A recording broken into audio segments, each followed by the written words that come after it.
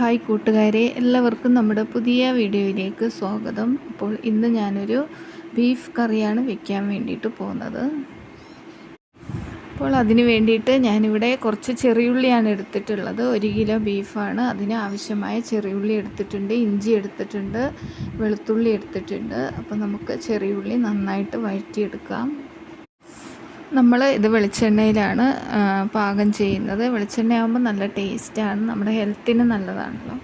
അപ്പോൾ ഞാൻ ആവശ്യത്തിന് വെളിച്ചെണ്ണ ഒഴിച്ചു കൊടുത്തിട്ടുണ്ട്, കടുക് ഇട്ട് കൊടുത്തിട്ടുണ്ട്. പിന്നെ നമുക്ക് ഉള്ളി നന്നായിട്ട് തന്നെ വഴറ്റിയെടുക്കാം.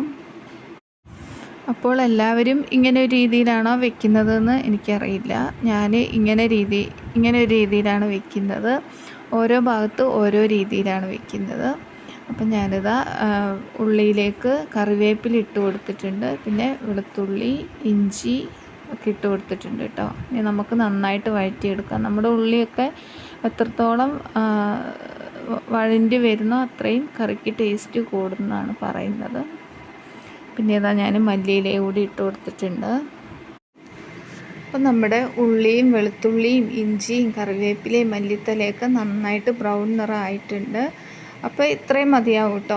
പിന്നെ ഞാൻ അതിലേക്ക് ബീഫ് ഇട്ട് കൊടുത്തിട്ടുണ്ട്. കഴുകി വൃത്തിയാക്കിയ 1 കിലോ ബീഫാണ് അതിലേക്ക് ഇട്ട് കൊടുത്തിട്ടുള്ളത്. എന്നിട്ട് നമുക്കൊന്ന് ആ എണ്ണയിലിട്ടിട്ട് നന്നായിട്ടൊന്ന് വഴറ്റിയെടുക്കണം. പിന്നെ ഞാനൊരു തക്കാളി കൂടി ഇട്ട് കൊടുത്തിട്ടുണ്ട്.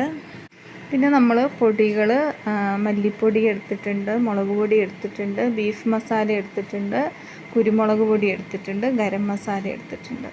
അപ്പോൾ നന്നായിട്ട് ഈ ബീഫൊക്കെ വഴറ്റിയതിന് ശേഷം അതിലേക്ക് പൊടികൾ ഇട്ട് കൊടുത്തിട്ടുണ്ട്. പിന്നെ ആവശ്യത്തിന് ഉപ്പും കൂടി ഇട്ട് കൊടുത്തിട്ടുണ്ട്. അപ്പോൾ ഇതെല്ലാം കൂടി നന്നായിട്ട് വഴറ്റിയെടുത്തതിന് ശേഷം നമ്മൾ കുക്കറിലിട്ടിട്ടാണ് വേവിക്കാൻ വേണ്ടിയിട്ട് പോകുന്നത്. അപ്പോൾ നന്നായിട്ടൊന്ന് ഒരു 10 മിനിറ്റൊക്കെ ഒന്ന് നന്നായിട്ടൊന്ന് ആ എണ്ണയിലൊക്കെ ഇടുന്നിട്ടൊന്ന് നന്നായിട്ടൊന്ന് വഴറ്റിയെടുക്കണം.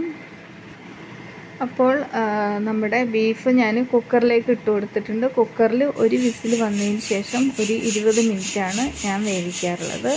ഓരോ കുക്കറിന് ഓരോ രീതിയായിരിക്കും, എത്ര വേവാന്ന് ആവശ്യത്തിന് അങ്ങനെ ചെയ്യാം കേട്ടോ.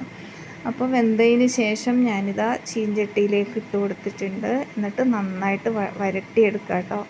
അധികം ചാറ് വേണ്ടാത്തവർ നന്നായി വരട്ടിയെടുക്കാം. എന്നിട്ടിതാ നമ്മൾ ചോറിൻ്റെ കൂടെ കഴിക്കാൻ വേണ്ടിയിട്ട് പോവുകയാണ്. നല്ല ടേസ്റ്റ് ആയിരുന്നു കേട്ടോ. ഞാൻ ഇങ്ങനെ ഒരു രീതിയിലാണ് ഉണ്ടാക്കാറുള്ളത്. അപ്പം ഇന്നത്തെ ഞങ്ങളുടെ ചോറിൻ്റെ കറികളാണിത്. അപ്പോൾ ഇന്നത്തെ എൻ്റെ ഒരു വീഡിയോ ഇത്രയേ ഉള്ളൂ. വീണ്ടും നല്ല നല്ല വീഡിയോ ആയിട്ട് ഞങ്ങൾ വരുന്നതായിരിക്കും. അതുവരെ എല്ലാവർക്കും ബായ്. ചാനൽ സബ്സ്ക്രൈബ് ചെയ്യാത്തവർ സബ്സ്ക്രൈബ് ചെയ്യുക, ലൈക്ക് ചെയ്യുക, ഷെയർ ചെയ്യുക. ബായ്.